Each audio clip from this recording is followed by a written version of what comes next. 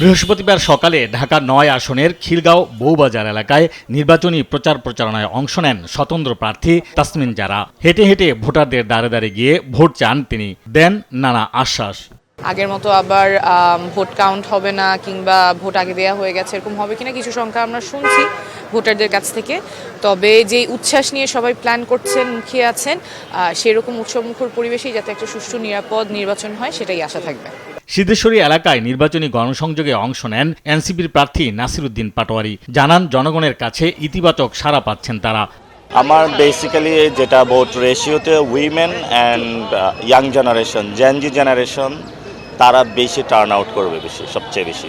এদিকে ঢাকা ৫-এর বিভিন্ন এলাকায় প্রচার কাজে অংশ নেন বিএনপি প্রার্থী নবিউল্লাহ নবী। এলাকার পানি সংকট ও জলাবদ্ধতার সমস্যা দূর করতে সব ধরনের পদক্ষেপ নেওয়ার প্রতিশ্রুতি দেন তিনি। জয়ের বিষয়েও আশাবাদ জানান বিএনপির এই প্রার্থী। যেমন শিক্ষাঙ্গনে এবং হসপিটাল এবং মহিলা ইউনিভার্সিটি, তারপরে খেলাধুলার মাঠ, শিশু পার্ক, এগুলি কিছুই নাই, এগুলি আমার বাস্তবায়ন করতে হবে। ঢাকা ১৪ আসনে প্রচার কাজে ব্যস্ত সময় পার করেন জামায়াতের প্রার্থী ব্যারিস্টার আরমান। ডাকসু ভিপি সাদিক কায়েমকে সঙ্গে নিয়ে গণসংযোগ করেন তিনি। এদিকে ঢাকা ১৬ আসনে নির্বাচনী প্রচারণায় অংশ নেন আমিনুল হক। আমার কাছে আমার এলাকা আলহামদুলিল্লাহ এখন পর্যন্ত খুব সুন্দরভাবে চলছে। আশিকুল আলম, দেশ টিভি, ঢাকা। ভাইয়া সবাই নিয়ে ভারত।